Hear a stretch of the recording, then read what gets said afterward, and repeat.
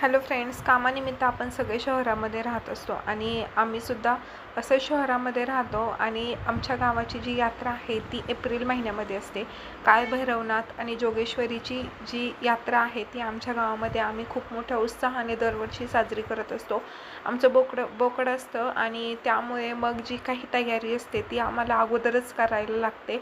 तर आजच्या या व्हिडिओमध्ये काय काय तयारी केली होती ते मी सांगते. तर सगळ्यात पहिले जे सरपण वगैरे आहे ते गोळा करून आम्ही ठेवलं होतं, कारण की मग ज्या दिवशी यात्रा आहे त्या दिवशी आपली धावपळ व्हायला नको म्हणून सगळं सरपण आमच्या सासूबाईंनी तोडून सगळं चुलीपाशी रचून 2 चुली रचून आम्ही तयार ठेवलेल्या होत्या. माझ्या सासऱ्यांनी सगळे जे काही तिथले कागद वगैरे होते तर ते सगळे जाळून वगैरे एकदम क्लीन आम्ही पाठीमागचा जो परिसर आहे घराच्या मागचा तो केला होता. यात्रेची तयारी आधीच केली ना म्हणजे यात्रेच्या दिवशी जास्त ओढताण होत नाही आणि सगळ्या गोष्टी लवकर.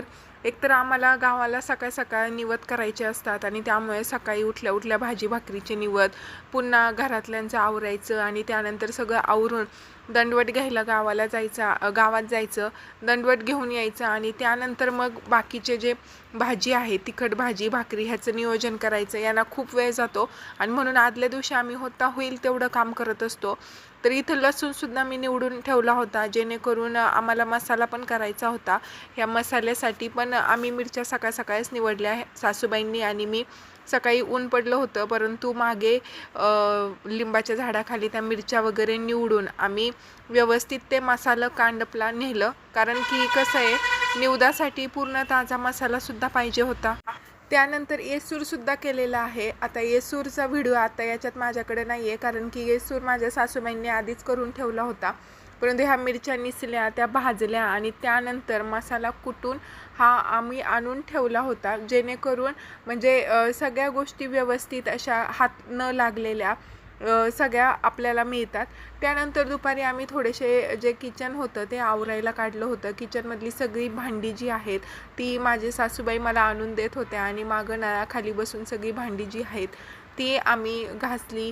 त्यानंतर दिवसभर आम्हाला किचन आवरायला गेलं, कारण आता बायका जर ह्या व्हिडिओ पाहत असतील तर आपल्या घरातल्या क्लिनिंगमधलं सगळ्यात अवघड काम जर कुठलं असेल तर ते किचन साफ करणं आणि त्यातल्या त्यात भांडे घासून किचन वॉटा वगैरे सगळं झाडून पुसून जर आपल्याला करायचं असेल तर किचनला पूर्ण दिवस म्हटलं तरी कमी पडतो, कारण की इतकं क्लिनिंग किचनमध्ये आपल्याला भेटतं.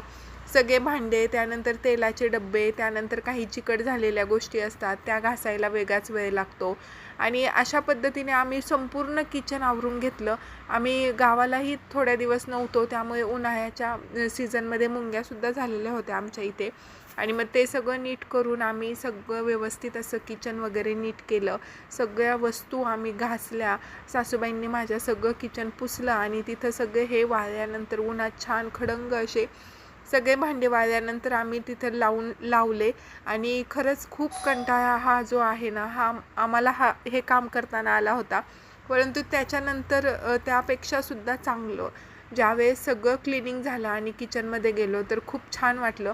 जवळजवळ खूप वेळ आमचा ह्या किचनच्या क्लिनिंगसाठी गेला होता, परंतु आमचं किचन सगळं खूप छान झालं. आणि ज्यावेळेस आपण देवाचा एखादा कार्यक्रम करतो त्यावेळेस सगळ्या गोष्टी जर क्लिअर केल्या तर आपल्याला खूप छान वाटतं आणि तो कार्यक्रम करण्याची उभारीसुद्धा येते आणि कार्यक्रम पण तो छान वाटतो आणि सगळं व्यवस्थितही होतं.